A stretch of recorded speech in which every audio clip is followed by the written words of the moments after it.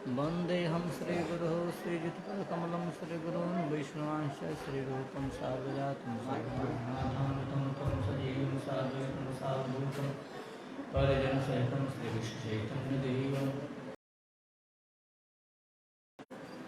श्रीराधाकृष्णपादां सहगणललिता श्रीविशाखान्वितांश्च हे कृष्णकरुणा सिन्धो दीनबन्धो जगत्पते गोपेषु गोपिकाकान्तो श्रीराधाकान्त नमस्ते तप्तकाञ्चन गौराङ्गी राधे वृन्दावनेश्वरी वृषभानुसुते देवी प्रणमामि हरिप्रिये नमो महावदन्नाय कृष्णप्रेमप्रदायते कृष्णाय कृष्ण चैतन्यनाम्ने गौरतिसे नमः।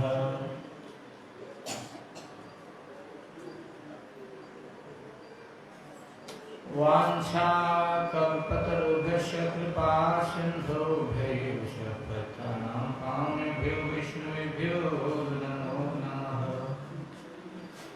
जय श्री कृष्ण चैतन्य प्रभु नित्यानंद श्री अद्वैत गदाधर श्रीवासादि गौर भक्तवृंद नारायणं नमस्कृत्य नरं चैव नरोत्तमं देवीं सरस्वतीं व्यासं ततो जयमुदीरये। हरे कृष्ण कृष्ण कृष्ण हरे हरे हरे राम राम राम हरे हरे। ओम नमो भगवते वासुदेवाय ओम नमो भगवते वासुदेवाय ओम नमो भगवते वासुदेवाय।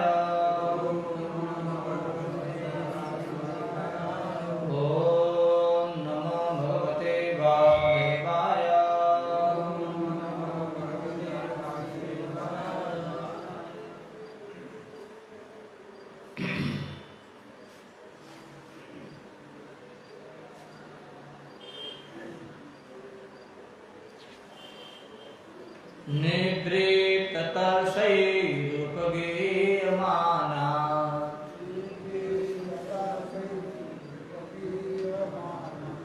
भवौ सदा श्रोत्रमनोभिरामा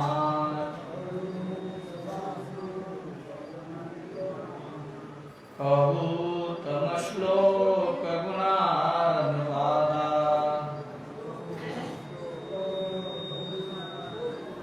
पुमान् विदर्जेत विना पशुघ्ना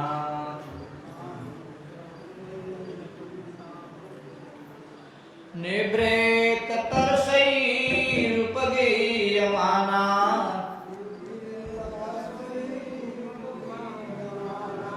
भवौ सदा श्रोत्रमनोभिरामा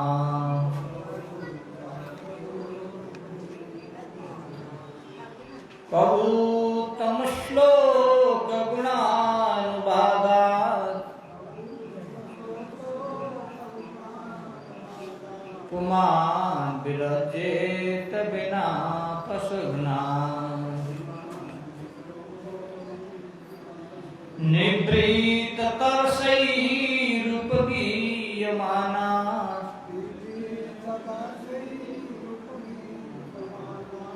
भवौ सदा श्रोत्रमनोभिरामा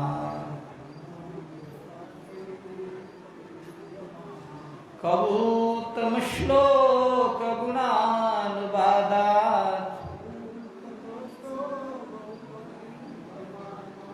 पुमान् विरजेत विना पशुघ्ना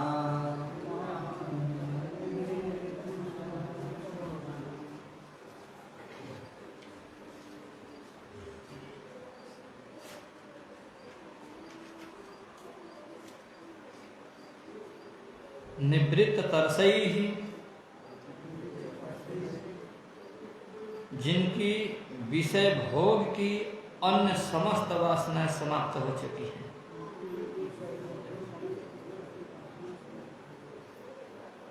ऐसे मुक्त जनों द्वारा भी उपगीयमानात् श्री गुरुमुख से श्रवण कर निरंतर कीर्तन होने वाले भवौ सदा संसार से निवृत्ति की औसत स्वरूप श्रोत्र मनोभिरामात्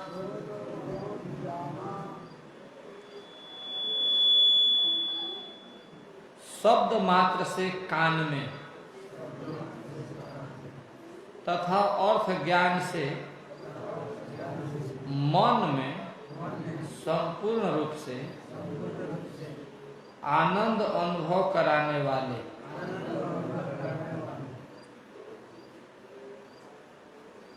उत्तम श्लोक गुणानुवादात सर्वश्रेष्ठ श्री भगवान के गुणों को निरंतर कीर्तन से पशुघ्नाक बिना बहेलिए के अतिरिक्त कह पुमान विरजेत, दूसरा कौन ऐसा व्यक्ति होगा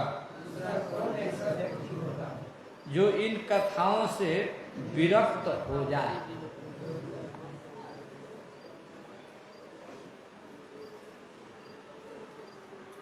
अनुवाद बोलिए। अब कृपा करके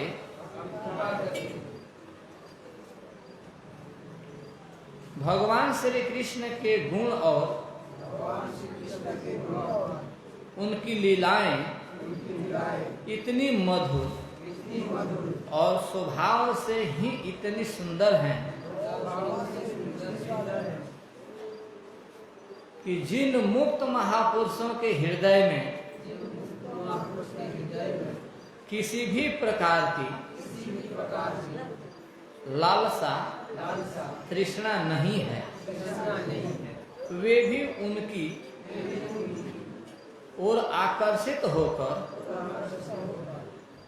नित्य निरंतर उनका गायन किया करते हैं।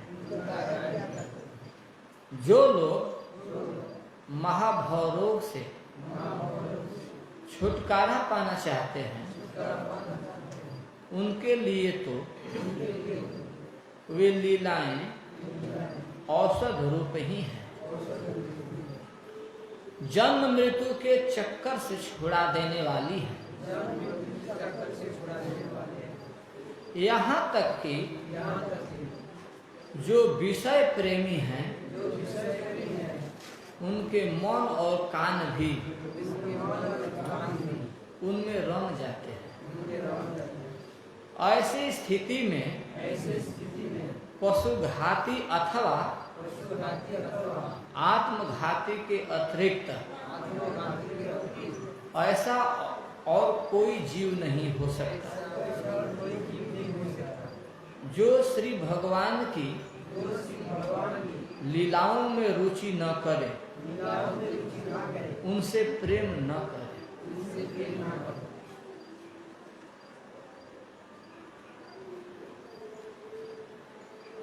कथा में पधारे हुए आप समस्त भक्तों को सब धन्यवाद।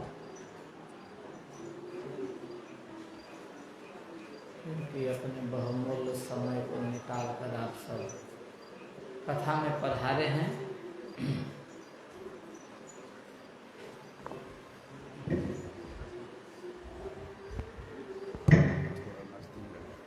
यहाँ बात दीजिए। जिसके लिए आए हैं वो तो करना पड़ेगा ना, आवाज नहीं आ रही। माइक में ही दम नहीं है कि हमारी आवाज पकड़नी है। क्या बोल रहे हैं आप? स्लो बोल रहे हैं तो हम क्या हैं, चैता गाए क्या? माइक किसके लिए?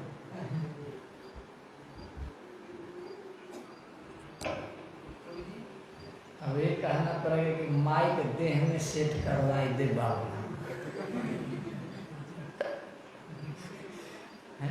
अब उसके तरफ कहना पड़ेगा ना।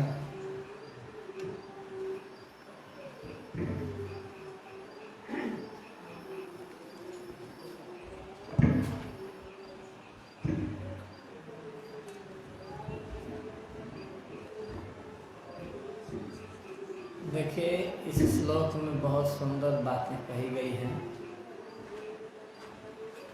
क्योंकि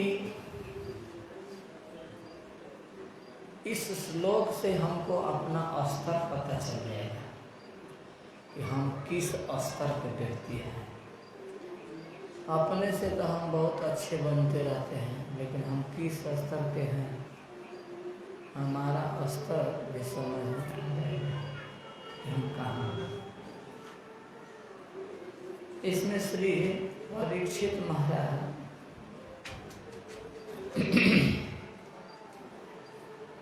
अपने श्री गुरुदेव श्री सुखदेव गोस्वामी महाराज से कहते हैं कि आप विस्तार से भगवान के लीला कथाओं का वर्णन कीजिए, जबकि आप पूर्व में नवम स्कंध में और तीसरे स्कंध आदि में मनु महाराज के चरित्रों का वर्णन कर दिया है, सूर्यवंश का भी वर्णन किया है, चंद्रवंश का भी वर्णन किया है। किंतु मनु महाराज के वंश के वर्णन के अंत में मधुरता से पर्यवसान नहीं,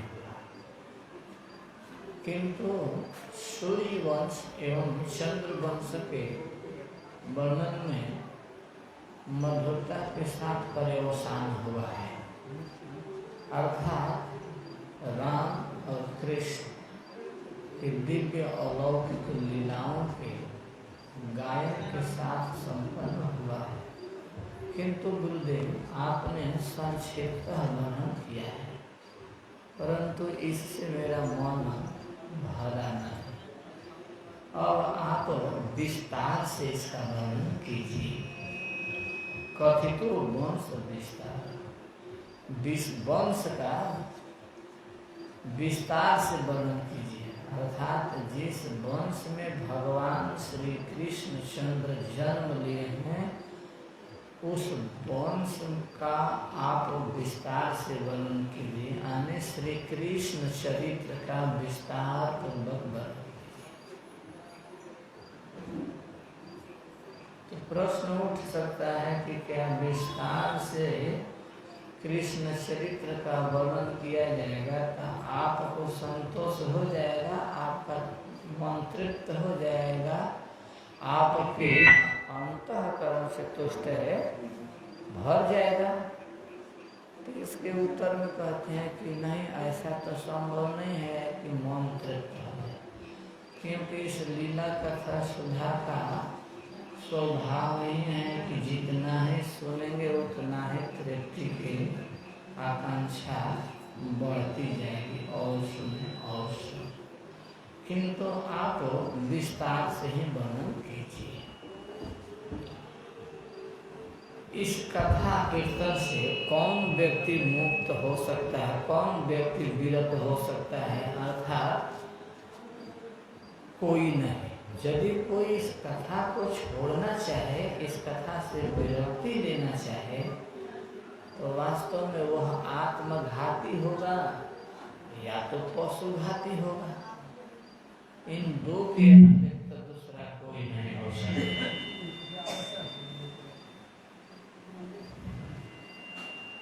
वर्णित प्रसंग के अनुसार श्री कृष्ण विष्णु की प्रार्थना किए जाने पर अवतरित हुए थे, इसलिए वे अंश रूप में अवतीर्ण हुए, ऐसा प्रतीत होता है।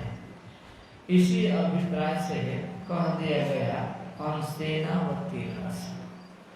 यदि कोई शंका करे कि ऐसा कहा गया है कि कृष्ण का जन्म हुआ तथा वे प्रयोजन को सिद्ध करने के लिए वे पिता के घर से ब्रज में चले गए, प्रयोजन सिद्धि के लिए पिता के घर से ब्रज में चले गए,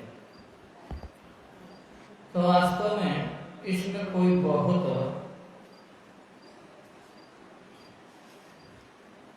बात बड़ी नहीं है, यह तो कोई पराक्रम की बात नहीं।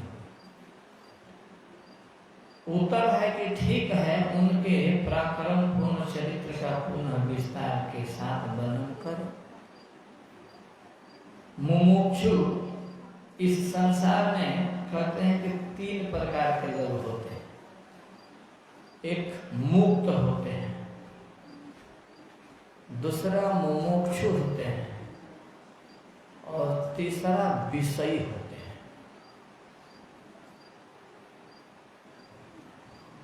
मुक्त पुरुष उसको कहते हैं जो सारे बंधनों से मुक्त है, जिनको कोई जिम्मेवारी नहीं है, उनको भी मुक्त कहते हैं।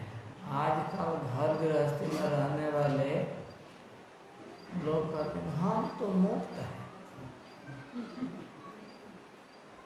कहते हैं कैसे मुक्त हैं? अरे बेटों को पढ़ा लिखा के शादी विवाह करते, सब सेटलमेंट कर गए, हमको कोई जिम्मेवारी नहीं है, हम मुक्त हैं। ऐसा कहते हैं कि नहीं कहते हैं? तो वे जिस आशय से कहते हैं उस आशय से तो वे लगभग मुक्त ही हैं।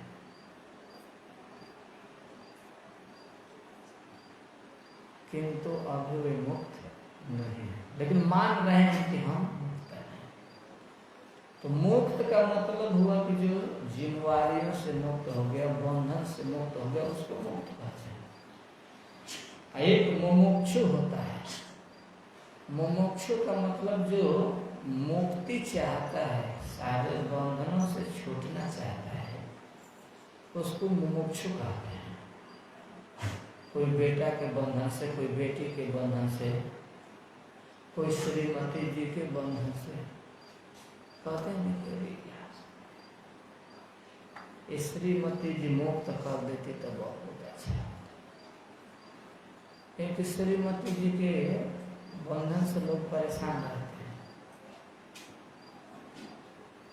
मुक्त होना चाहते हैं। आप लोग परेशान हैं कि नहीं? नहीं है ना? है। श्रीमती जी से परेशान नहीं होते हैं आप लोग?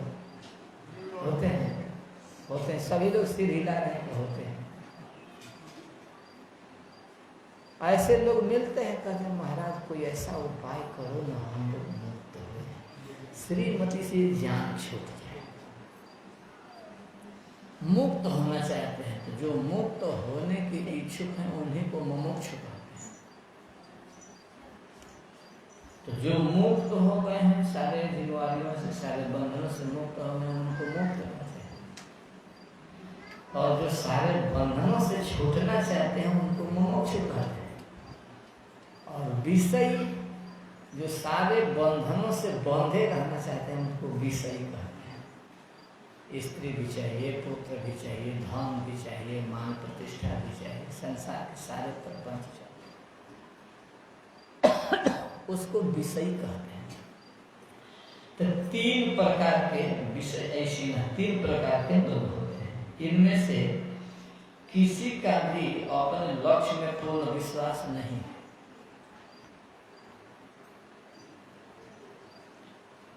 अतः वे सभी कृष्ण कथा में आसक्ति रखते हैं। इसी आशय से यहाँ कहा गया है,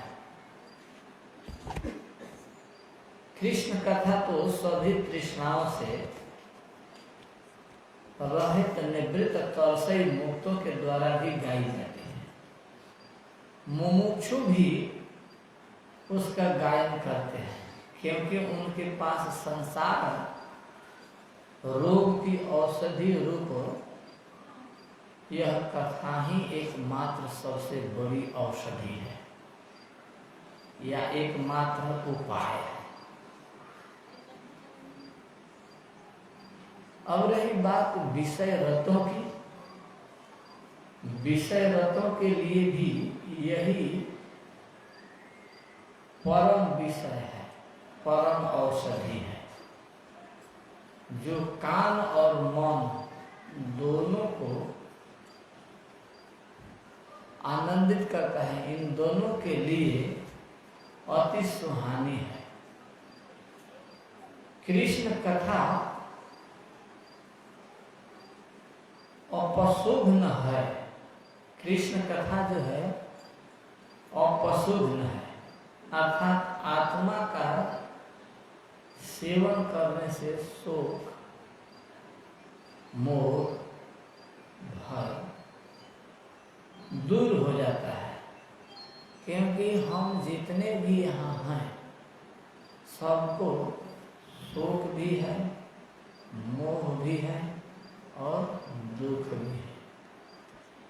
इस कथा के संबंध में जो कोई भी व्यक्ति सुनता है, सुनाता है, तो शोक, मोह, भय से मुक्त हो जाता है।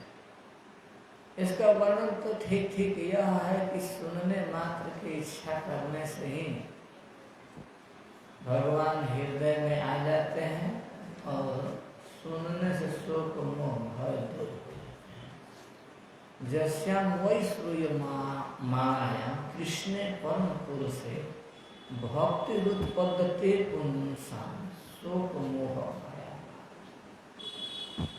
पुंसाम और पुंसः दोनों चल सकता है। श्रीमद् भागवत कथा सुनने मात्र से व्यक्ति के हृदय में शोक, मोह, भय को दूर करने वाली भक्ति उत्पन्न होती है। इसकी ऐसी महिमा है। अपसुख, ऐसी अपसुख आत्मा को ही जो आत्मघाती मार देते हैं उन्हें अपसुख न कहा जाएगा। अपगतः शोकः जस्मा तम आत्मानं हन्ति इति अपसुख। शब्द कठिन है, लेकिन इसको ध्यान से सुनेंगे तो समझ जाएंगे। जो आत्मा है अपसुख है। अपसुख आत्मा का एक नाम है अपसुख। सुख का नाम होता है सुख पक्षी, और सुख का अर्थ ये भी होता है सुख। सुख का अर्थ सुख पक्षी भी है और सुख का अर्थ शोक भी होता है। शोक का अर्थ होता है कि जो व्यक्ति को सुखा देता है, जला देता है, शुष्क बना देता है। जैसे लकड़ी जलकर, काष्ठ जलकर काला कलूटा हो जाता है, कोयला हो जाता है, सारहीन हो जाता है, उसी तरह शोक व्यक्ति को जलाकर खाक बना देता है। उसको शोक कहते हैं। और अपसुख, अप का मतलब होता है जो दूर हो गया है, अर्थात जो दूर है, अर्थात है ही नहीं, उसको अपसुख कहते हैं। जिसमें शोक नहीं है, मोह नहीं है, भय नहीं है, दुख नहीं है, उसको अपसुख कहते हैं। अपसुख का मतलब आत्मा। आत्मा निर्मल है, सुखमय है, सुखद है, क्योंकि भगवान का अंश है। ईश्वर अंश जीव अविनाशी, चेतन अमर सहज सुख राशि। वास्तव में आत्मा अपसुख है, लेकिन ऐसे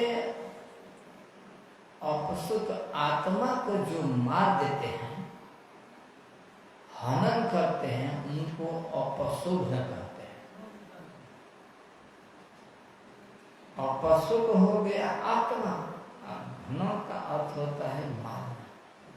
तो जो आत्मघाती हैं, आत्मा को मार देने वाले हैं, नाश कर देने वाले हैं, वे ही लोग अपसुख न कहलाते हैं, यानी पशुघाती कहलाते हैं।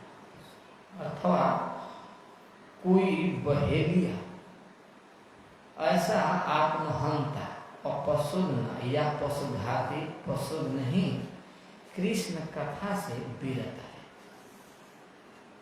सीधी सीधी बात समझिए कि जो कृष्ण कथा नहीं सुनते हैं, जो कृष्ण कथा से दूर रहते हैं, जो कृष्ण कथा में रुचि नहीं लेते हैं वे ही लोग पशुघाती हैं और पशु।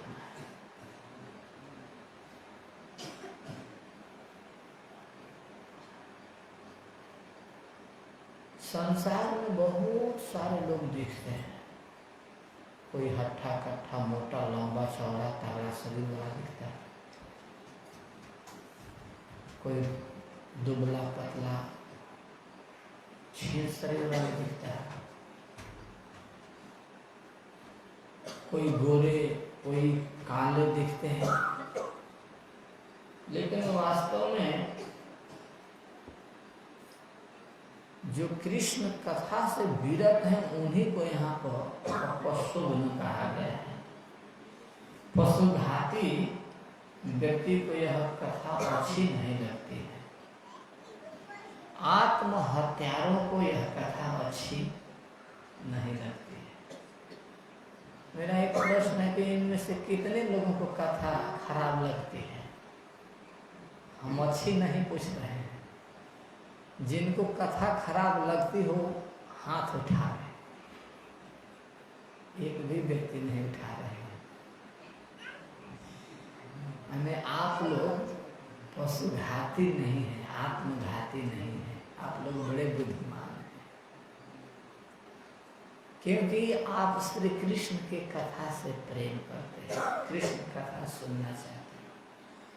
वास्तव में जो कृष्ण कथा सुनना चाहते हैं, जो कृष्ण कथा सुनते हैं, जो कृष्ण कथा के बारे में उत्सुक हैं, वे अपशुद्ध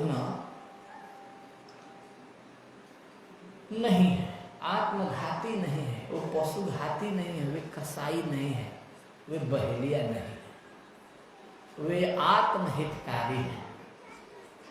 ऐसा व्याख्यान श्रीपाद श्रीधर स्वामी ने किया है। हम श्रीपाद श्रीधर स्वामी के भाव को ही आपके सामने रखें।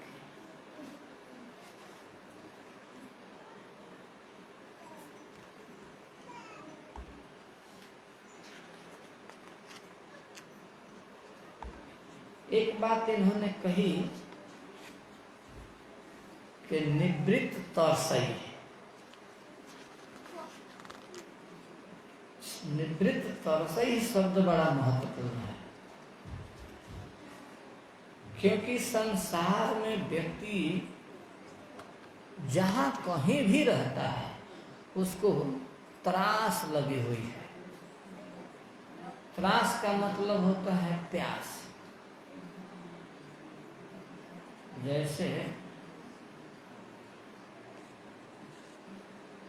गर्मी के दिन में किसी को प्यास लगती है और पानी पीता है, और पानी पीने के बाद में भी प्यास नहीं बुझती है, उसी को त्रास कहते हैं। एक बार हमारे श्री बाबा महाराज पढ़ा रहे थे मुझे मानगढ़ मंदिर पर, श्री मान मंदिर पर, तो मेरे नाम को रखते हुए कहे, रुक शरण पानी देना। पता नहीं आज बहुत पानी पी रहा हूं, प्यास बुझ नहीं रही, आज बहुत त्रास है, बहुत प्यास है, अने और पानी पिए और पानी पिए और पानी पिए। इस तरह की जो भावना है इसको त्रास कहते हैं, इसी को तृष्णा कहते हैं, इसी को चाह कहते हैं। अने संसार के विषयों के प्रति हमारी जितनी भी त्रास है, हमको और चाहिए और चाहिए, इसी को तृष्णा कहते हैं, इसी को कामना कहते हैं, इसी को भोगेच्छा कहते हैं।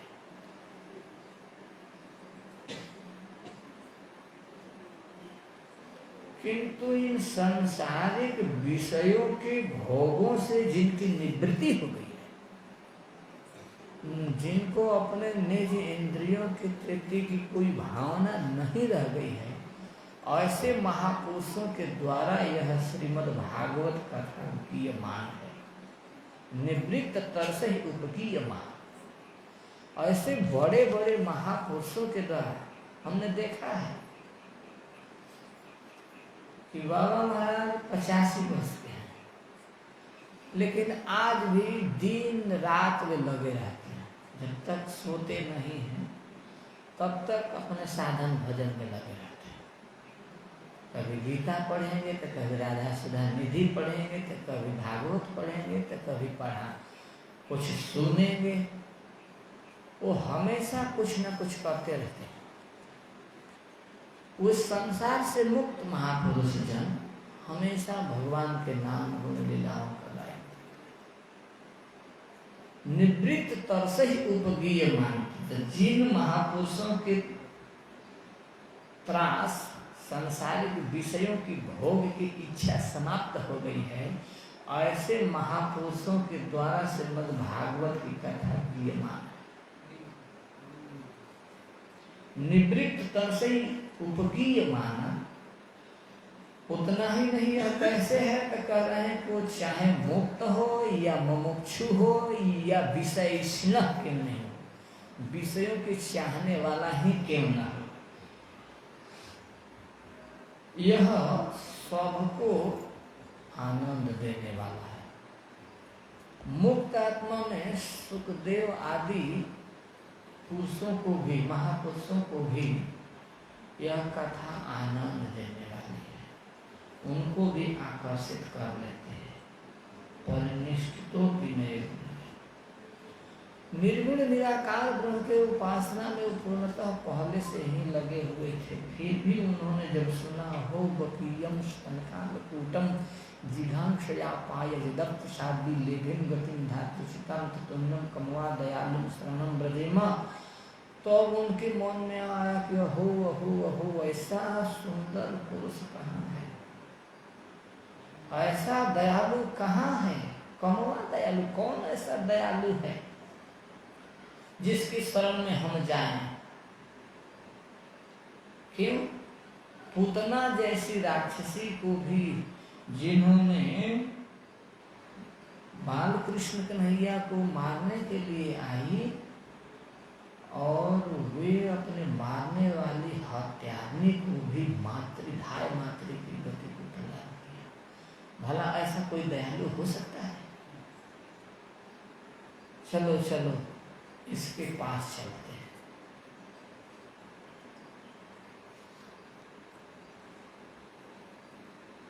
उनके पास जब चलने के लिए तैयार हुए तो बाद में उनको भी एक विचार आया, अरे अरे मैं जा रहा हूँ, दयालु हो और उसके पास कहीं कोई सामर्थ्य न हो तो, दयालु हो और कोई सामर्थ्य न हो, कुछ देने वाला न हो तो क्या करेंगे।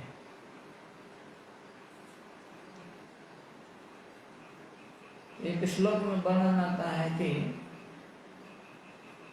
उनको यह श्लोक सुनाया गया कि नवमी गते ब्रह्मपुषे तदिदंबराय गुंजावतंस कल्पिच्छलसन मुखाय वर्ण सजी कवलवेत विषाण व्यून लक्ष्मण श्री मृदपदे पुष्पांग ध्याय। अरे अरे तो ये बड़ा कर्मठ व्यक्ति है, गायों के पीछे घूमता है और उतना ही नहीं, ये तो बड़ा बुद्धिमंत है,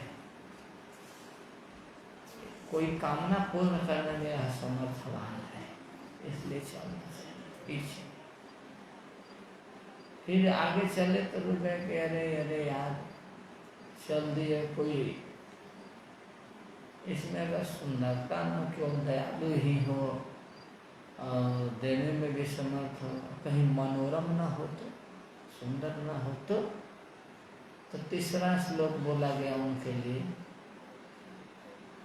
कि बरहा पीडम नटवर बपहु कर्णयो कर्णकार भरद्वास कर्णपक्षम वैजयंती चिमालम रंध्राम वेणुधर सुधया पूरयन रूप वृंदई वृंदारण्यम स्वपदरमणम प्राविशद गीत कीर्ति। अहो ये तो बड़ा सुंदर है, अद्भुत है। इसके सिर पर बहुत मुकुट है, गले में वैजयंती माला है, हाथ में बंसी लिया हुआ है, फेटे कसे हुए हैं, सखाओं के साथ नाचते कूदते प्रसन्न, बड़ा अद्भुत अलौकिक है। इसके साथ रहने पर हमेशा व्यक्ति आनंदित ही रहे, सुंदर ही रहे। फिर इसके बाद में उनके मन में एक और विचार आया कि अरे अरे केवल मनोरम हो, सुंदर हो,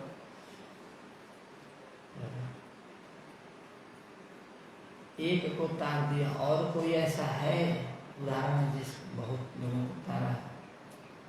तो चौथा श्लोक बोला गया उनको सुनाने के लिए कि स्वद्वेषाद सकुला पूतना दही। पूतना जैसी राक्षसी को तो तार ही दिए, लेकिन सकुल उसके परिवार को तार दिए। कोई इतना दयालु है, तो ऐसे व्यक्ति के पास चलना चाहिए। तो भगवान के गुणों से आकर्षित होकर, कथाओं से आकर्षित होकर, चरित्रों से आकर्षित होकर आत्मा राम मुक्त पुरुष श्री सुखदेव जी भी खींच जाते हैं, उनके भी विषय हो जाते हैं। जो मोक्ष है, जो भगवान से मुक्त होना चाहते हैं, वे भी खींच जाते हैं। और जो विषयी हैं, जो संसार के विषय चाहते हैं, उनके लिए तो कहना ही क्या है। उनके भी मौन को, उनके भी कान को आनंदित कर देते। इसलिए यह श्रीमद् भागवत की कथा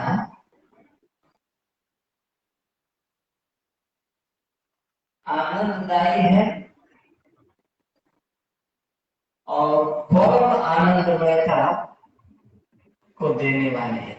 श्री हरि टीका ने 3 प्रकार के जो बताए थे, मुक्त, मुमुक्षु एवं विषय, इनमें मुक्त भी 2 प्रकार के, मुक्तों में भी 2 प्रकार के मुक्त हैं, ऐसा श्रीपाद जीव गोस्वामी अपने टीका में लिखते हैं।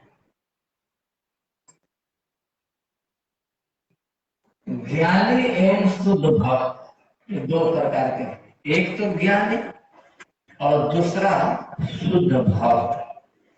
ये पुनः 2 प्रकार के हो जाते हैं। एक जीवन मुक्त ज्ञानी एवं प्राप्त सायुज ज्ञानी, ये 2 हो गए, तथा जीवन मुक्त भक्त एवं प्राप्त सालोक्य भक्त। इस तरह से 4 प्रकार के मुक्त लोगों की चर्चा की है। इन 4 प्रकार के लोगों को श्रीमद् भागवत की कथा,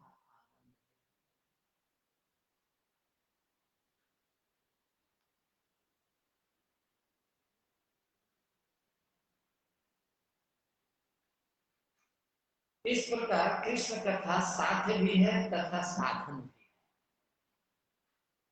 सदा सर्व सेव्य है, सबके द्वारा सेव्य भी है। श्री कृष्ण उत्तम श्लोक है, यह विशेषण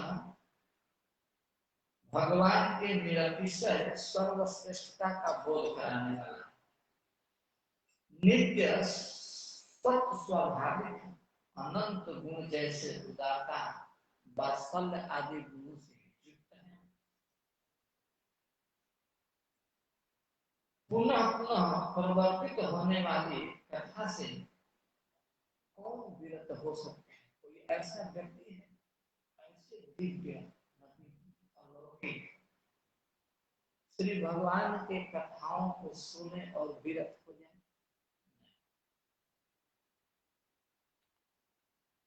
श्रीपाद जी गोस्वामी कहते हैं कि कोई नहीं कृष्ण कथा से विरत होना चाहिए। जो सुन लिया तो चाहे जीवन मुक्त ज्ञानी हो, चाहे सायुज्य प्राप्त ज्ञानी हो, शुद्ध भक्त हो, या सालोक प्राप्त भक्त, इन चारों में से कोई कृष्ण कथा से कभी अपने को अलग।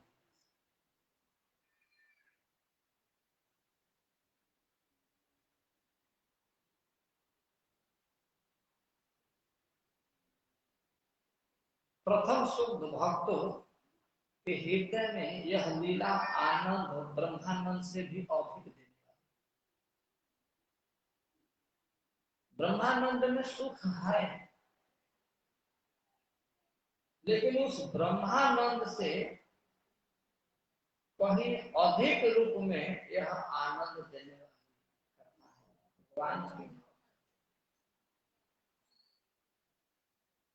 अत्यंत उछलित होने के कारण यह आनंद गायन रूप में परिणत हो जाता है। इस गायन के स्वतः सिद्ध होने के कारण शुद्ध भक्तों में भी तब गायन की ही प्रधानता हो जाती है। ऐसे शुद्ध भक्त स्वतः सिद्ध गायन भाव वाले होने के कारण सर्वप्रथम गिने गए, सर्वश्रेष्ठ। जिनके हृदय में भोग या मुक्ति की इच्छा है, पहले कैटेगरी की बात तो कह दी गई, जिनके हृदय में भोग या मुक्ति की इच्छा है, विषयष्णा है, जिनके हृदय में विषय की इच्छा है, भोग की इच्छा है, कामना है, तरासा है, या मुमुक्षुत्व मुक्ति की इच्छा है, भोक्ति मुक्ति की स्त्रियां है, ऐसे मुमुक्षु और विषयी जनों में वह लीला गायन स्वतः स्फुट नहीं। उन भोक्ति मुक्ति इच्छुक जनों के द्वारा यदि लीला गायन होगा भी, तब भी वह स्वतः सिद्ध नहीं। मुमुक्षु और विषयी कृष्ण लीला गायन का औषधि रूप में ही प्रयोग करेंगे। वे कान द्वारा कथा रूपी औषधि को मन में प्रवेश कराएंगे। इनमें श्रवण की प्रधानता दिखती है, सुनने की जिज्ञासा दिखती है, लुलुपता भी दिखती है। ये लोग पूर्व वर्णन किए गए उन शुद्ध भक्तों से निम्न स्तर के, निम्न श्रेणी के दूसरे प्रकार के जन अर्थात ज्ञानी जन भगवत लीला गायन को मोक्ष के रूप में देखते हैं, परमार्थ के साधन के रूप में स्वीकृत करते हैं। ये दूसरे कैटेगरी। फिर भी कथा गायन रूपी वस्तु का स्वभाव ही ऐसा है कि वह उनके भी कान और मन को आनंदित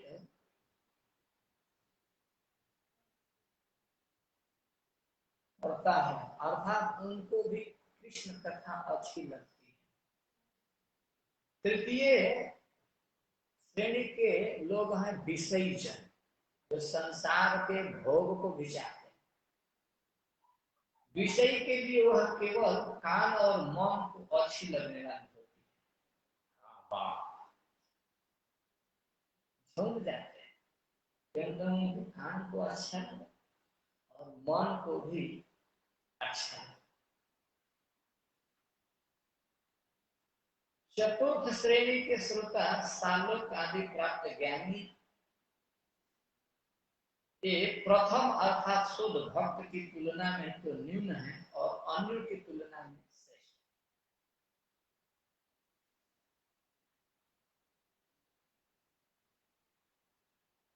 ऐसे लोग कृष्ण कथा की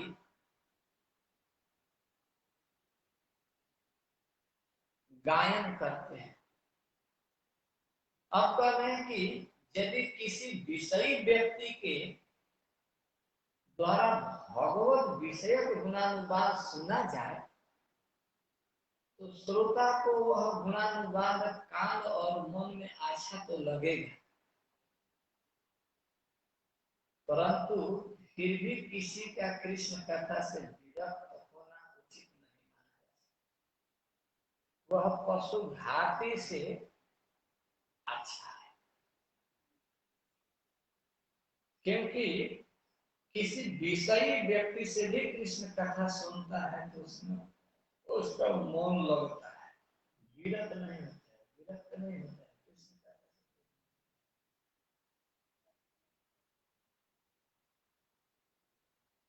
ऐसा तर्क सिद्ध है। विनयानक विनयत्वा, विनय के साथ सुने। फिर कहा कह पुमान विरज्य।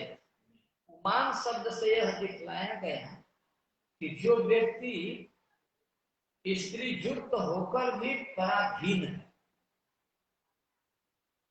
अधीन है, दूसरे के अधीन है, स्त्री से युक्त होकर भी पराधीन है, या नपुंसक की तरह विकल इंद्रिय वाला है, ऐसा व्यक्ति अपनी अयोग्यता की संभावना करके भले ही कथा से विरत हो जाए अपने आप, अन्य कोई विरत नहीं हो सकता।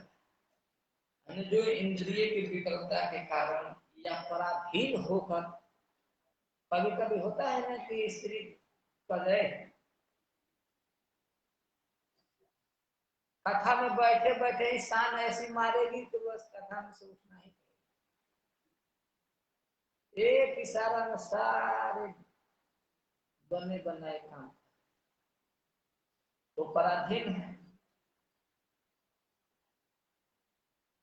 उसका कुछ नहीं चलता है, या इंद्रियों से कुछ नहीं सुना जाता है, या बुद्धि से नहीं समझा जाता है, ऐसा व्यक्ति विरत हो जाए, इसको पशुघाती के कैटेगरी में नहीं कहा जा सकता। उसकी अयोग्यता है इसलिए नहीं सुन।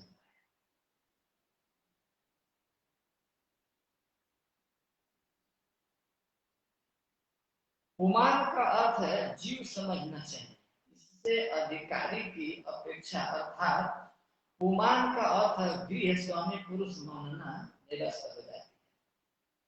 कोई भी जीव कृष्ण कथा से विमुख नहीं हो। कथा से विमुख होने वाला व्यक्ति कौन है? एकमात्र बहेलिया, पशु पशुघाती, जो पक्षियों को मारता है, गायों को काटता है, वही पशुघाती, वह बहेलिया यदि कृष्ण कथा सुने तो वह श्रोता या कथारूप कर्म का सामान्यतः विषयी तो समझा जा सकता है, सुनने तो विषयी हो सकता है, फिर भी निरंतर हिंसा आदि क्लेश के कारण, विद्ध बुद्धि वाला होने के कारण उसे न तो इस लोक के सुख और विवेक की सिद्धि, न इस लोक की सिद्धि, सुख की सिद्धि, अथवा इस परम सुख की अनुभूति, क्योंकि उसका चित्त तो हिंसा आदि से विद्ध है, आतंकित है। इसलिए ऐसे आतंकित बुद्धि वाले व्यक्ति को यह कथा नहीं रुचती है, अतः उसको इस लोक के सुख भी नहीं मिलेगा और परलोक के भी सुख नहीं मिलेगा।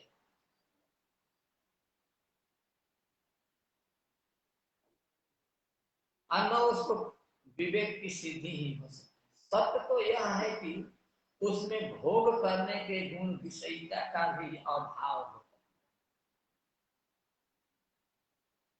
है। इसीलिए श्री नारद ने प्रणाम करने वालों को अलग अलग आशीर्वाद दिया।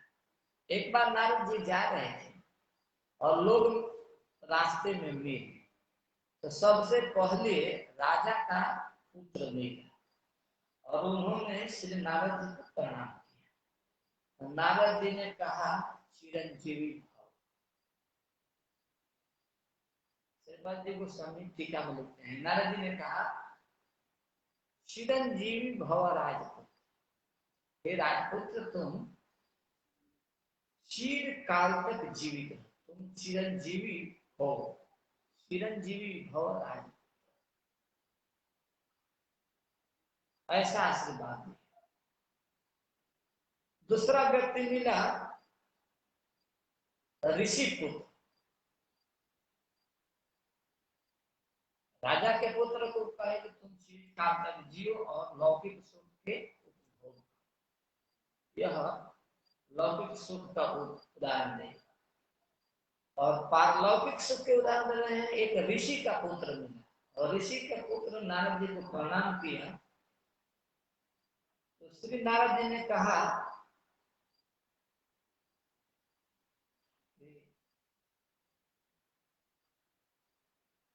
ऋषि पुत्र मां जीव ऋषि पुत्र, हे ऋषि कुमार तुम मत जीव। बतलाओ किसी को मरने को आशीर्वाद देना है, ये भी आशीर्वाद, हाँ ये भी आशीर्वाद। क्योंकि नारद जी जानते थे कि इस समय इसकी मौना स्थिति को होगा, और इस समय यह मरता है, इस समय में ये सीधे भगवत धाम को प्राप्त और सदा सदा के लिए सुखी हो जाएगा और जन्म मृत्यु के चक्कर से मुक्त हो जाएगा। इसलिए उन्होंने पारलौकिक सुख को धारण किया।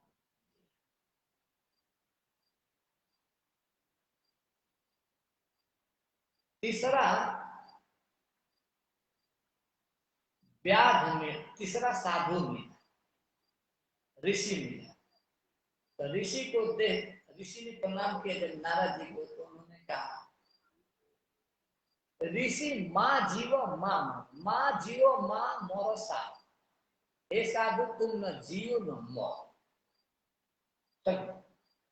तुम जियो या मरो वा साधु एक है, हे साधु तुम जियो चाहे मरो,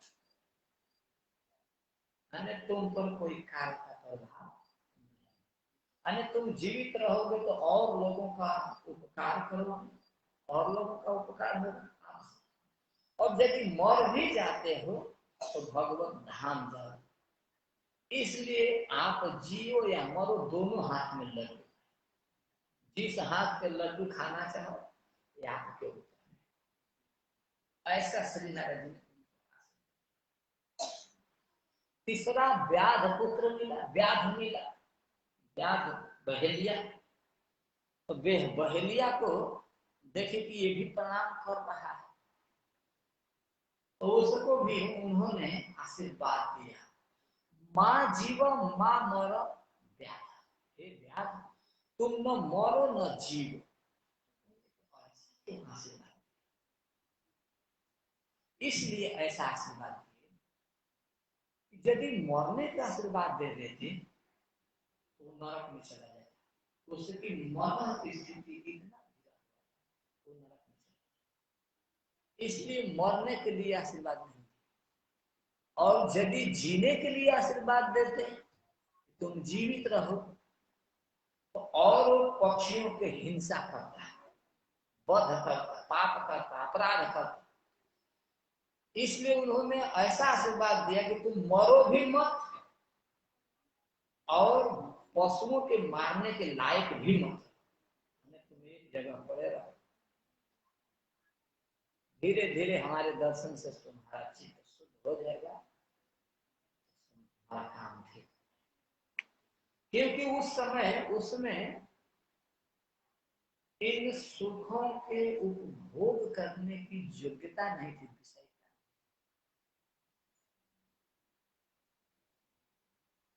अधिकारी नहीं, लौकिक पारलौकिक एवं गुणातीत इन तीनों प्रकार के सुखों को उपभोग करने के लायक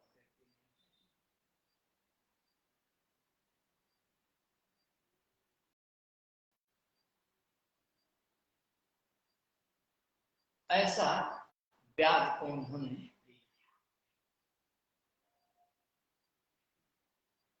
यहाँ पर भी इसी प्रकार कृष्ण कथा विरत व्यक्ति व्याध ही है, यह उसे गाली ही दी गई, जो इस संसार में कृष्ण कथा नहीं सुनते उनको व्याध कहकर गाली ही दी गई, तो वास्तव में आप लोग गाली के पात्र नहीं, क्योंकि कृष्ण कथा सुनने के लिए अपने घर को छोड़े हैं, अपने परिवार को छोड़कर आए हैं, अपने बहुमूल्य समय को यहाँ दिए हैं। इसलिए कृष्ण कृपा पात्र, कृष्ण कृपा भाजन बनने के लायक।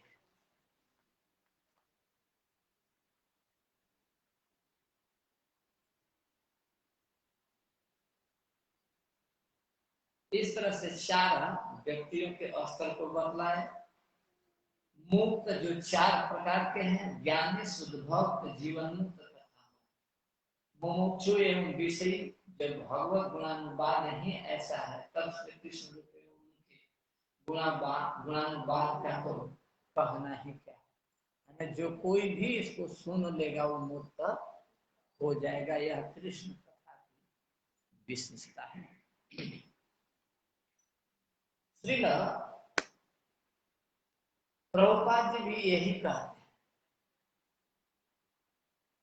कि जो व्यक्ति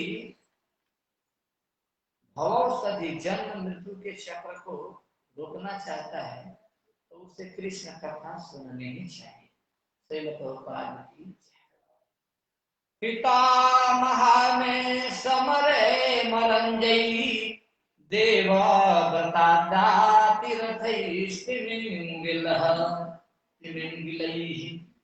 दुरात्ययं कौरवसायन सागरं कृत्वा तरन् वत्सपदं स्मयत्प्लवा।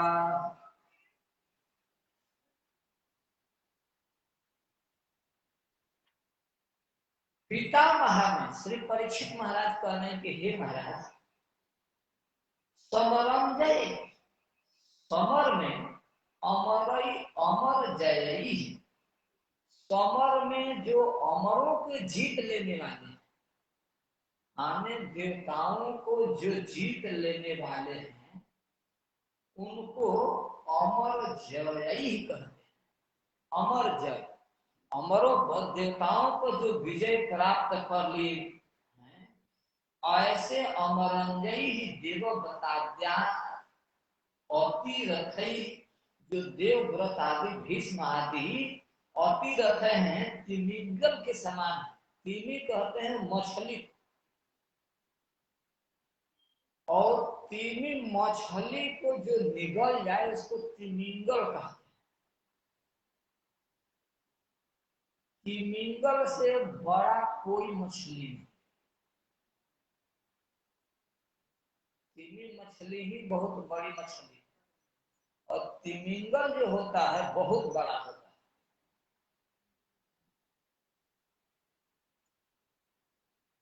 तिमी मछली जो है वो बहुत बड़ी मछली होती है, लेकिन तिमिंगल जो है बहुत बड़ा होता है। जो तिमी मछली को निगल जाए उसको तिमिंगल कहते हैं। हमने श्री पूज्यपाद भैया श्री गुरुदेव से सुना है, वो वर्णन जब कर रहे थे इस श्लोक को, तो कह रहे थे कि कोस कोस भर में उसका शरीर होता है। तिमिंगल जो मछली है, तिमिंगल का कोस भर में शरीर होता है। वो कहीं संयोग से जहाज को ऐसे किया अपने मुंह से, तो जहाज न जाने पानी में कई एक बार लुढ़क जाएगा। लेकिन जो पानी में जहाज चलाते हैं वो पहले ही देख लेते हैं कि वो किधर है, तो रास्ता ही बदल देते हैं। तो जिधर तिमिंगल है उधर नहीं जाए। तिमी मछली भी जब रास्ता में पड़ जाता है तो उस मछली को देखते ही रास्ता बदल देते हैं। इतना भयंकर तिमी और तिमिंगल मत्स्य होते हैं। ऐसे ही बड़े बड़े अमरों को, देवताओं को जीत लेने वाले हैं भीष्म, द्रोणाचार्य, कर्ण, कृपाचार्य, अश्वत्थामा। ये बहुत बड़े बड़े योद्धा हैं। ये कभी किसी के द्वारा पराजय के मुख नहीं देखे। दुरत्ययम कौरव सैन्य सागर, इन कौरवों के सैन्य जो समूह है सागर के समान है, दुरत्य सागर के समान है। सागर तो इसी तरह से दुरत्य है, सागर को भला कोई कैसे पार कर सकता है? कोई कितना हो व्यक्ति पहलवान हो या बलवान हो, तो सागर को पार नहीं कर सकता है। सब हनुमान नहीं है कि श्रीलंकापुरी में लांग जाएंगे, लंकापुरी में एक छलांग मुड़ जाएंगे। कोई मनुष्य नहीं पहुंच सकता है। वो तो हनुमान जी शंकर जी के ही अवतार है, स्वयं शंकर जी हनुमान जी हैं। वो भगवान के भक्त हैं, विशेष पुरुष हैं, इसलिए उनके लिए तो कुछ भी संभव। लेकिन सामान्य व्यक्ति के लिए क्या समुद्र को पार करना आसान है?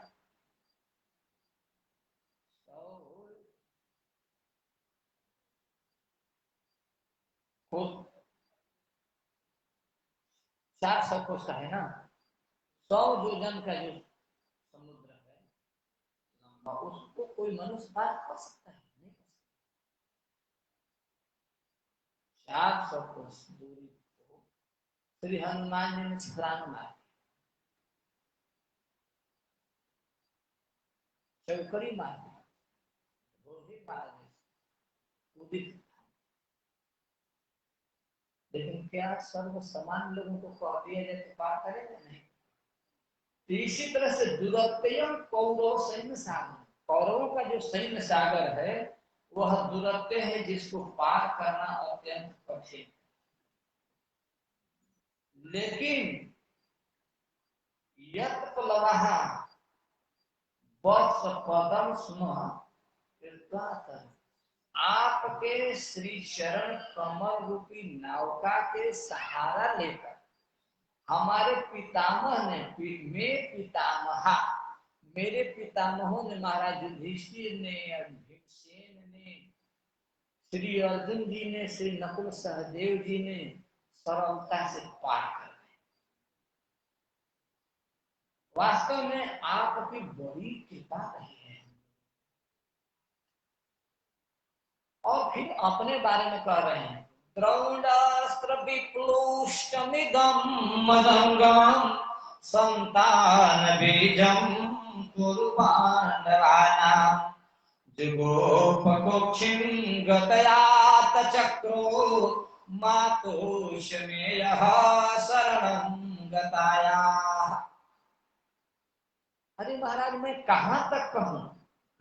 अभी देखिए, ये जो मेरा शरीर है आपके सामने, यह शरीर मत अंग, मेरा यह जो शरीर है द्रोणस्त्र विप्लुष्ट मिदम मदम, यह मेरा सर मिदम अंगम द्रोणी अस्त्र विप्लुष्ट, यह द्रोणाचार्य के पुत्र अश्वत्थामा के द्वारा ब्रह्मास्त्र चलाए जाने से जलकर भस्म हो गया। जब मां के गर्भ में था,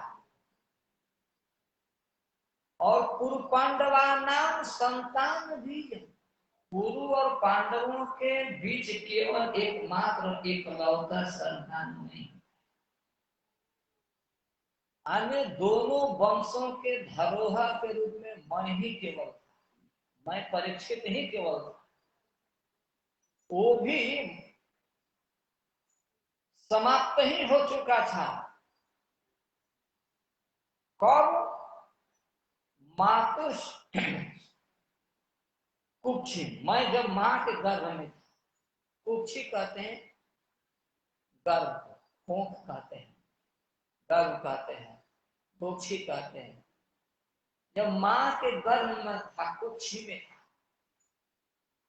लेकिन उस समय मेरी माता ने, मैं मातु यह शरणम गताया, जो आपके शरण में गई और आपने आत चक्र, चक्र सुदर्शन से जुगोप मेरी रक्षा की। हम आपकी कृपा के, अर्थात उस श्री कृष्ण के कृपा को हम कहां तक कहें? उनकी कितनी भारी कृपा रही है हम लोगों के वंशों पर। ऐसे है युगोपकोक्षिम गतआत चक्र मातुष में यह शरणम गताया है।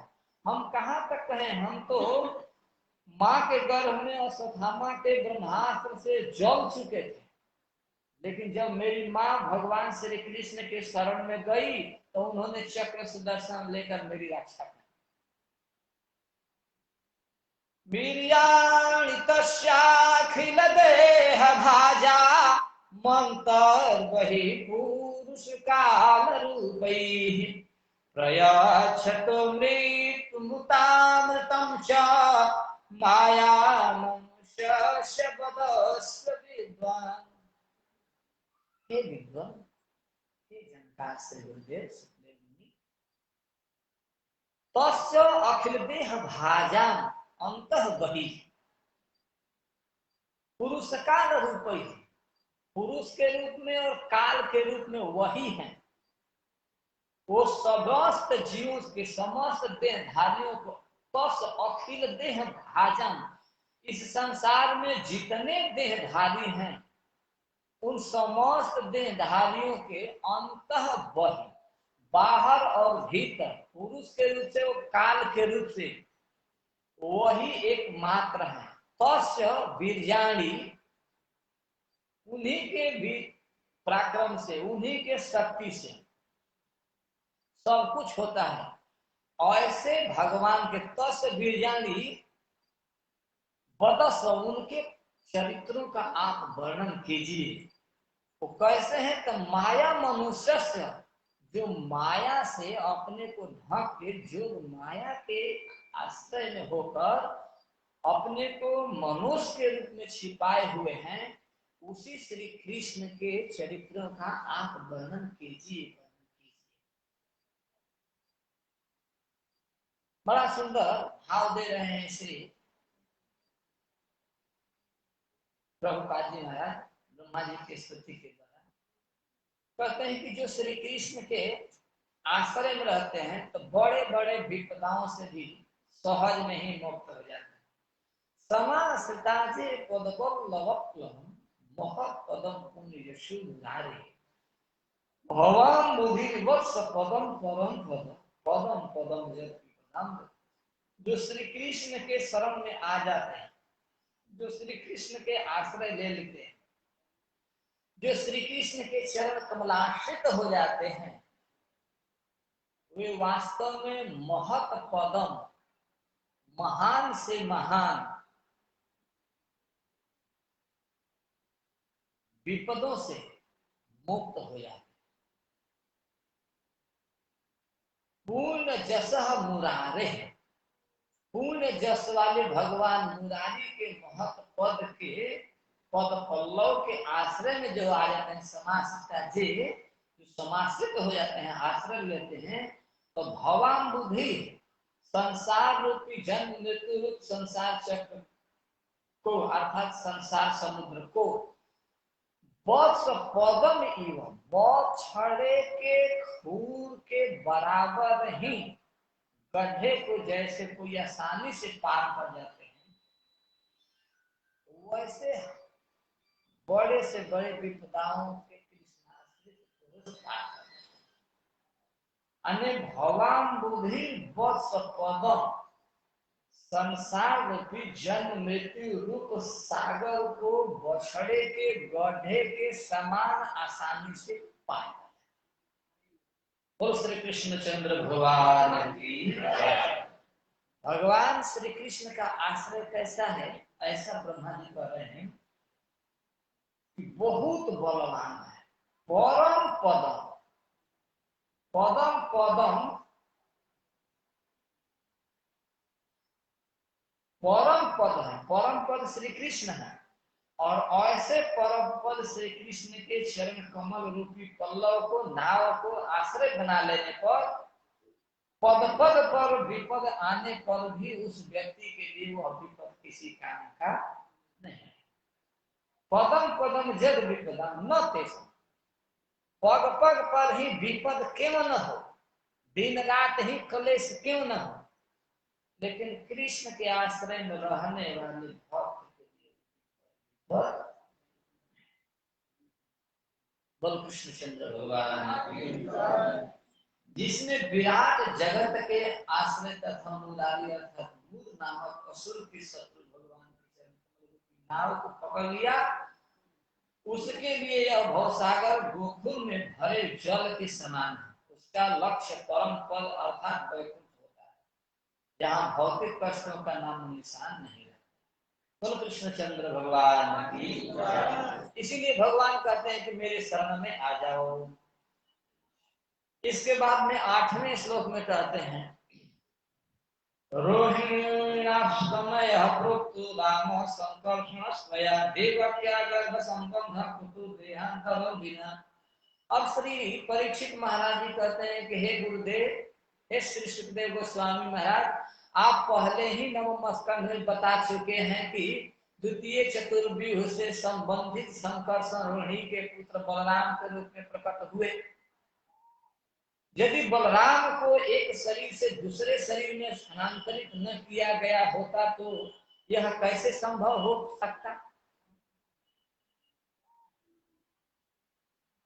वे पहले देवकी के गर्भ में रहते और बाद में रोहिणी के गर्भ में। कृपया मुझे शंका हो रही कि देहांतरण के बिना दो माताओं के गर्भ में उनका कैसे संवाद हुआ।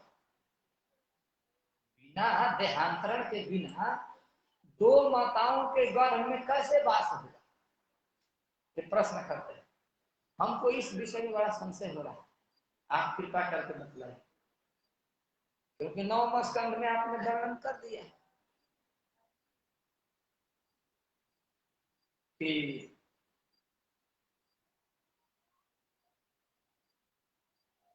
देवकी के गर्भ में रहते और बाद में रोहिणी के पुत्र हुए। रोहिणी के पुत्र कैसे हो गए, वही फिर देवकी के गर्भ में भी थे। ये बात हमको समझ में नहीं आती। फिर दूसरा 9वां प्रश्न के पश्चिम मुकुंदो भगवान पितृगेहात जन्मत। भगवान अपने पिता के घर से ब्रज में क्यों चले, वो वासन ज्ञाति भी साधन, और अपने ज्ञातियों के साथ कितने दिन इस यहाँ रहे। कीर्तमान सात्वताम पति, और कौन कौन सी लीलाएं किए, कौन कौन सा कर्म किए, इसको भी बताइए। 10वां प्रश्न किए कि ब्रजे बसन कि करो मधुपुरियांश केशव, वे ब्रज में रहते हुए क्या क्या किए और मधुपुरी में केशव कितने दिन रहे। भ्रातरम चावधिक कंसम, और अपने माँ के भाई मामा कंस को क्यों मारे, जो कि वध के योग्य नहीं। मामा तो पूज्य होता है, जैसे माँ पूज्य होती है वैसे मामा पूज्य होता है, तो फिर मामा को ही क्यों मारे, क्या कारण है। 10वां प्रश्न। 11वां प्रश्न कहें देहम मानस माश्रित्य प्रति वर्षाणी विश्लेषण, और मनुष्य के देह में भगवान विष्णु वंशियों ने कितने वर्ष तक रहे। जदुपुरियम सहावास, और मथुरापुरी में कितने रहे। पत्न कत्य भवन प्रभु, और कितने विवाह की है। मरने के किनारा है भी पूछ रहे हैं कि विवाह कितने, लेकिन भगवान का विवाह के बारे में पूछ रहे हैं। और भगवान के जन्म कर्म सब के सब।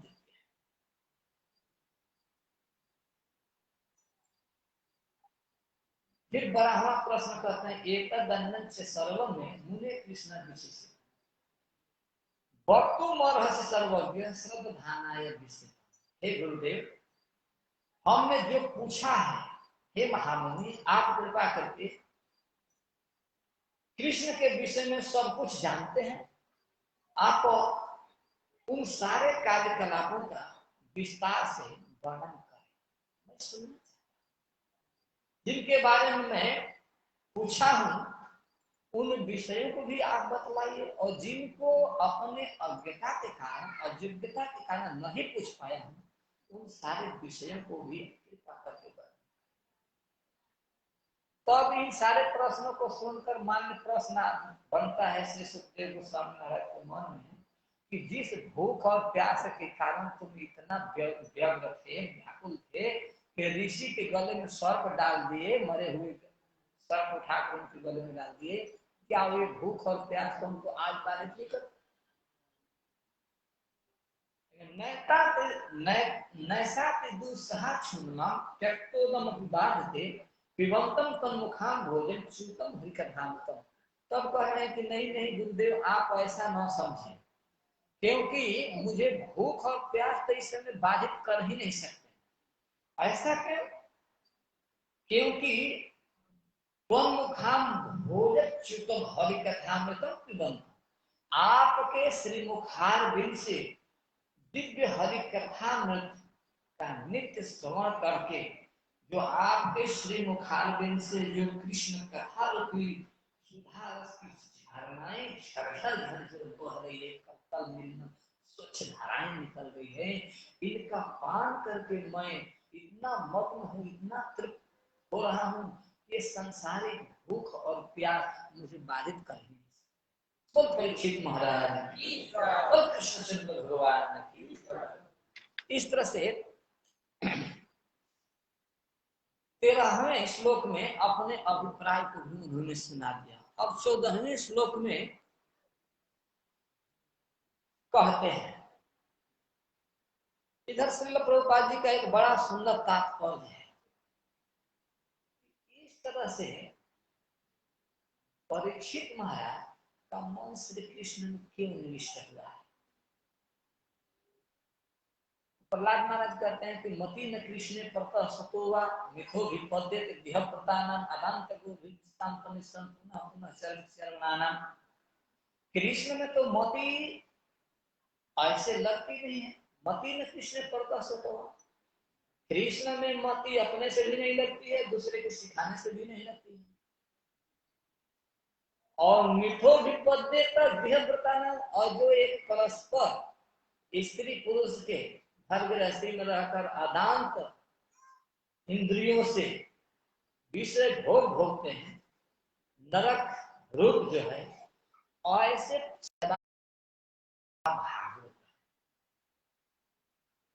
वे उन पर जन्मजात कृष्ण कृपा है, और कृष्ण कृपा के प्रभाव से उनकी मति भगवान में लगी। भौतिक लालसाओं का परित्याग कर दिया है। अब श्री सुत गोस्वामी जी कहते हैं, एवं शम भृगुणं दम साधु वैयासकेश भगवानथ विष्णुदात प्रत्यक्ष्य कृष्ण चरितम कलिकामशग्नम व्याहर्तुमार भक्त भागवत प्रधान है। श्री सुत गोस्वामी जी कहते हैं कि वास्तव में एवं निशम्य, सुत गोस्वामी जी कहते हैं कि हे भृगुनंदन, एवं निशम्य साधुवान। इस तरह से श्री व्यास जी वैयासकी, व्यास जी के पुत्र वैयासकी, व्यास नंदन श्री सुखदेव मुनि जब परीक्षित महाराज के मुखारबिंद से इस सारे प्रश्नों को सुना, साधुवाद दिया, धन्यवाद, धन्य है।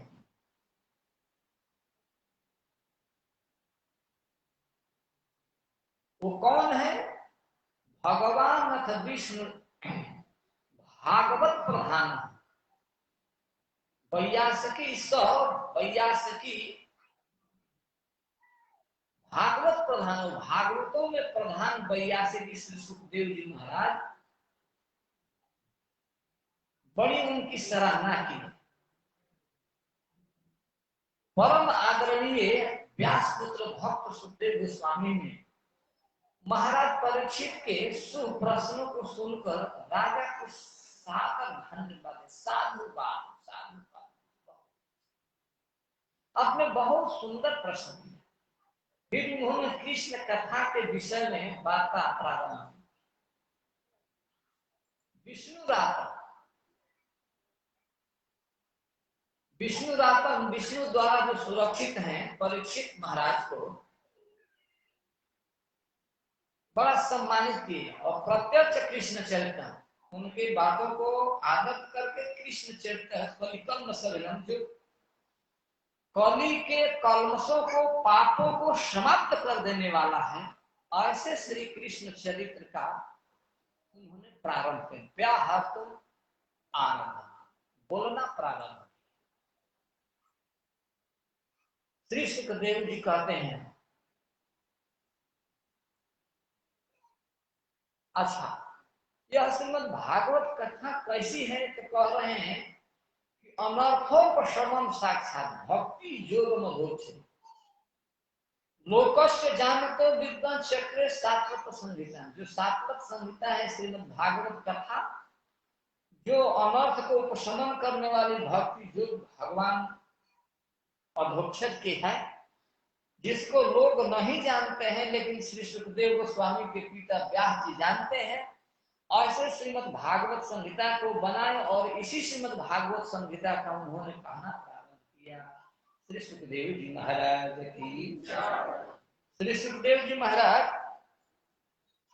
कथा प्रारंभ करते हैं। श्री सुखवाच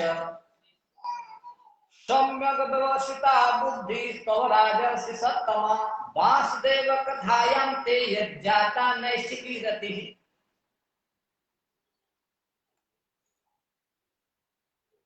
श्री सुखदेव जी महाराज कहते हैं, राजर्षि सत्तमा, हे महाराज परीक्षित, राजर्षियों में आप श्रेष्ठ हैं। राजर्षि सत्तमा, हे महाराज परीक्षित, आप राजर्षियों में सर्वोत्तम राजर्षि हैं। सत्तम का मतलब ही होता है सर्वश्रेष्ठ, माने आप जैसा कोई राजर्षि नहीं है। राजर्षि सत्तम, राज ऋषि सत्तम। क्यों है आप राजर्षि सत्तम? कह रहे हैं कि तो सम्यक व्यवस्था बुद्धि, आपकी बुद्धि सम्यक व्यवस्थित है, आपकी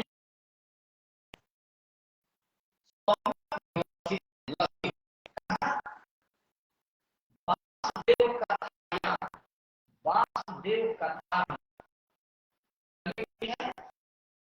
विषय है, आपका विचार है वास्तव में अत्यंत ही उत्तम है। आपकी बुद्धि आध्यात्मिक ज्ञान है, जो मानवता का एकमात्र असली लक्ष्य है। यह आकर्षण और अनवरत रहता है। वासुदेव कथाया, वासुदेव भगवान श्री कृष्ण के कथाओं में ते नैष्ठिकी रति ही जाता। आपकी भगवान श्री कृष्ण के कथाओं में नैष्ठिकी रति हो गई है, और अचला भक्ति हो गई है, अन्य किसी के समझाने से हटाने से वो हटने लगी है। वासुदेव कैसे है? अब भगवान के कथा के विषय में बतला रहे हैं कि भगवान श्री कृष्ण की कथा के बारे में जब कोई पूछता है, सुनता है या कहता है, तो इन तीनों प्रकार के लोगों को यह भागवत की कथा, भागवत की कथा को वासुदेव कथा के विषय में श्री सुखदेव गोस्वामी महाराज क्या करते हैं? वासुदेव कथा प्रश्न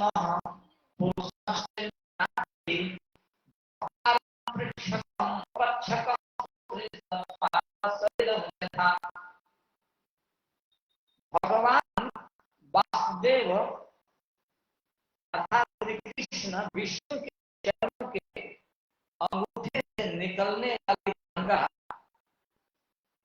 तीनों लोगों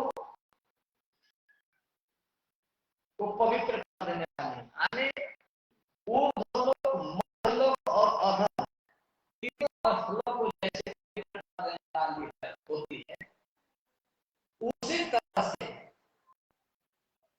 कोई व्यक्ति भगवान वासुदेव श्री कृष्ण की लीलाओं तथा गुणों के विषय में प्रश्न करता है या बोलता है या सुनता है, तीन प्रकार के व्यक्ति तत्काल ही मुक्त हो जाए। वक्ता, उपदेशक, प्रश्नकर्ता, पूछक और सुनने वाला श्रोता, सब शुद्ध हो जाए। इसलिए आपको ऐसा केवल कहने वाला ही श्रेष्ठ, कहने वाला सुनने वाला भी नहीं, क्रिश्चियन जो असर कहने वाला है वही असर सुनने वाला है, कहने वाले के लिए जो असर है वही सुनने वाले के लिए। मान लीजिए कृष्ण के बारे में पूछ दिया तब भी कोई सुन लिया, तब भी कोई कह दिया, तब इन तीनों के लिए कृष्ण और कृष्ण भगवान ने ऐसा कोई किसी के बारे में पूछ दिया जाए या कह दिया बस मुक्त हो जाएगी, केवल कृष्ण है, ओनली कृष्ण। अब इसके बाद में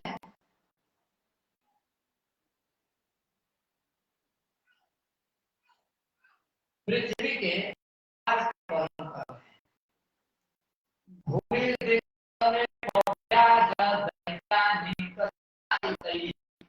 आक्रांता भूभारेण ब्रह्मांडं शरणं ये माता पृथ्वी भूमि दृप्त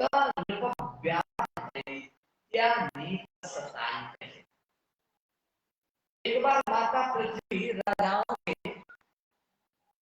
देश में गौरवित लाखों की सेना से वंचित हो गई। इससे छुटकारा पाने के लिए आक्रांत होकर बुरी धारणा आक्रांता ब्रह्मा जी के शरण में गई।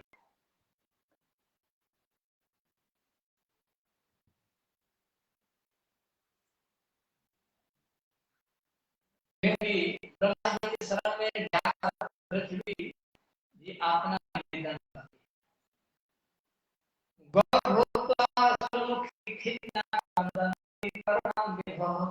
उपस्थितांति गौर भूत्वा गौर गो के गौ माने गाय के गौर भूत्वा गाय के रूप धारण करके गाय और उसमें अश्रुमुखी रोते हुए आंखों में आंसू भर खिन्न और खिन्न होकर उदास होकर दुखी होकर बदलती भाती हुई कौन करते रंगाती विभो विभो कहाँ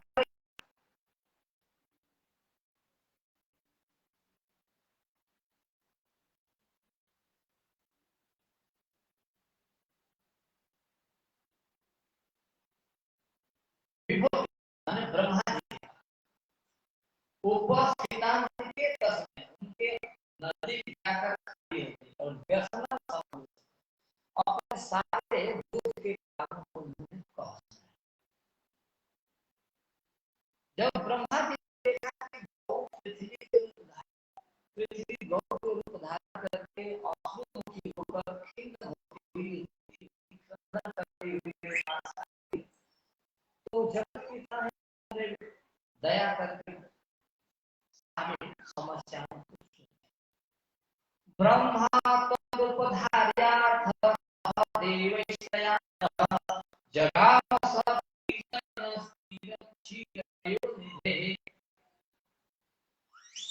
उधर ब्रह्मा जी ने पृथ्वी के सारी बातों को सुनकर सप्तलोक से समस्त देवताओं को बोल सही समय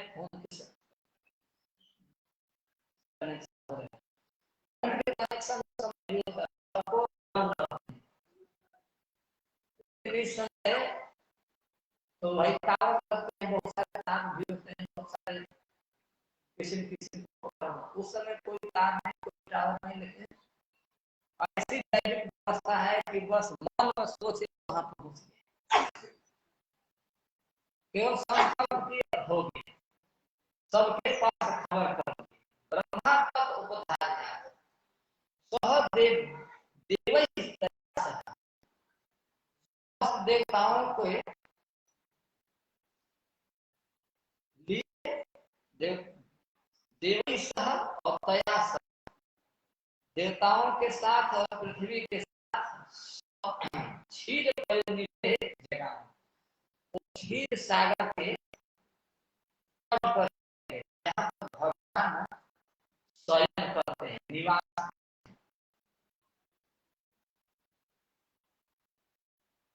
दुग्ध सागर के तट पर जाता है। वहां पर जाकर श्री ब्रह्मा जी ने क्या किया, जगन्नाथ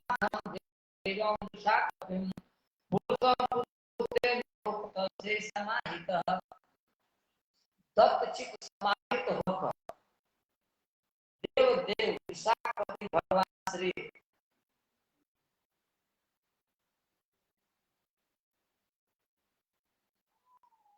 विशाखपति को परम विष्णु को जो हर एक का पालन करने वाले तथा सबके कष्टों को दूर करने वाले हैं, पुरुष पुरुष को पुरुष सुक्तेन वेद मंत्रों के द्वारा वैदिक मंत्रों से पूजा है।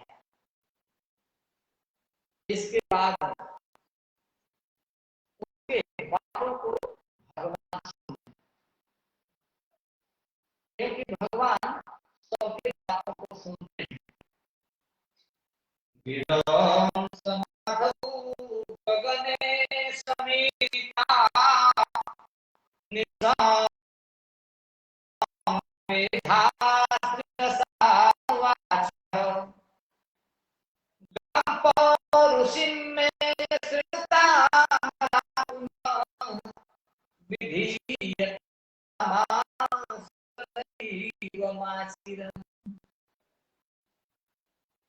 जब श्री ब्रह्मा जी ने देवताओं के साथ क्षीर सागर के तट पर खड़े हो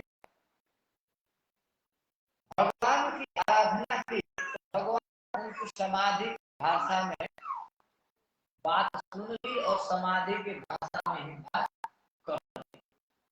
जैसे फोन लगाते हैं फोन पर फोन सुन लेते हैं, इधर से कोई बोला तो उधर से कोई बोल दिया, तो व्यवस्था कॉन्फ्रेंस करते तो बहुत लोग सुन लेंगे, टेप भी कर लेंगे, लेकिन उस समय के दैनिक व्यवस्था या आज भी दैनिक व्यवस्था ऐसे है कि जिसको सुनाना चाहेंगे, जितना सुनाना चाहेंगे, जब सुनाना चाहेंगे, जहां सुनाना चाहेंगे वही।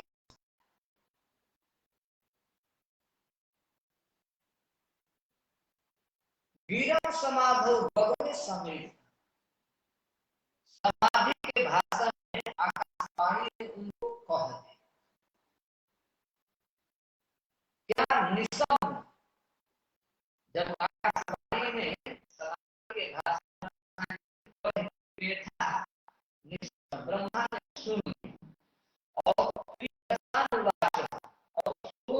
समस्त देवताओं को उसी रूप में ब्रह्मा जी ने बना कि भाई हम जो स्तुति की है, प्रार्थना की है, वो प्रार्थना स्तुति सफल हो।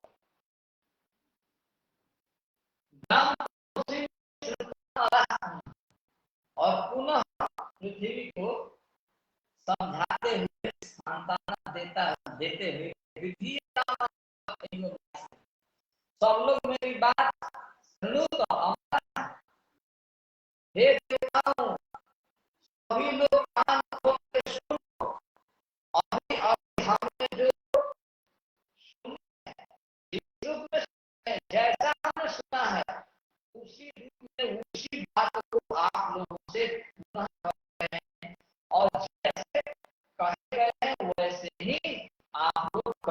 विधीयताम आसु शीघ्र वही काम कीजिए, विलंब मत कीजिए।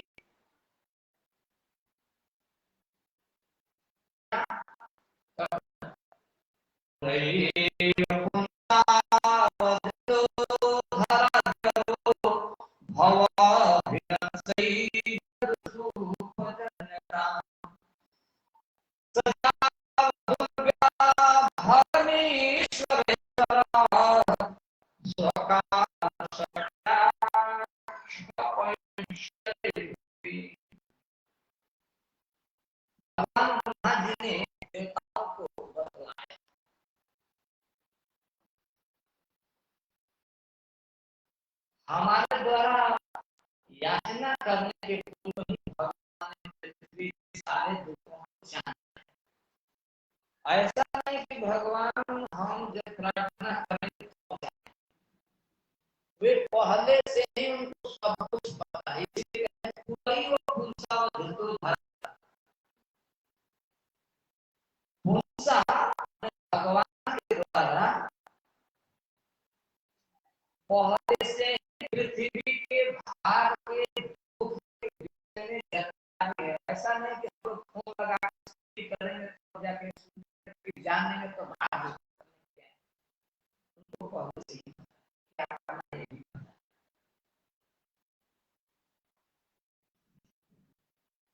इसलिए जब तक भगवान अपनी काल शक्ति के द्वारा पृथ्वी का भार कम करने के लिए गतिशील है, तब तक उन सभी देवताओं को जरूर परिवार में उनके पुत्र तथा पौत्रों के अंश के रूप में अवतीर्ण होना है। यही जितने देवता है और जितनी उनकी देवी के रूप में सब गोप कुमार के जन्मवंशी के रूप में जितने देवता है सब अपने अपने रूप से गोकुल में आ गए, में जन्म लेने ऐसा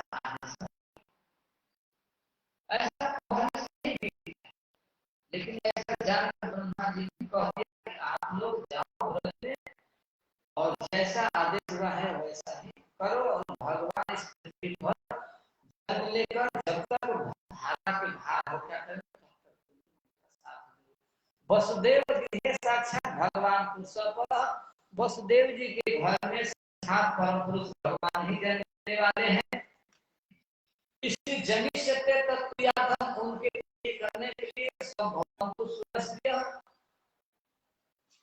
सभी देवी देवता वहां जाके ब्रह्म में जन्म ले गए।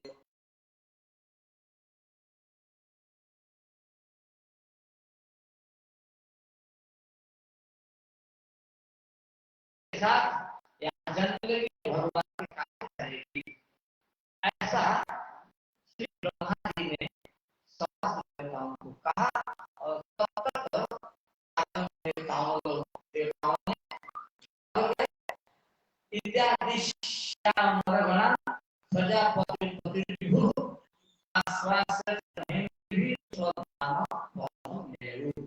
सिद्धदेव महाराज कि इस प्रकार ब्रह्मा जी समस्त देवताओं के सामने इस बात का ही आदेश दिया और पृथ्वी को समझा दिया कि हे देवी तुम चिंता मत करो, तुम्हारे भार को हल्का करने के लिए भगवान आएंगे, सीधे आएंगे, चिंता मत करो, हो गया अब कब सुनेंगे कि और आगे कैसा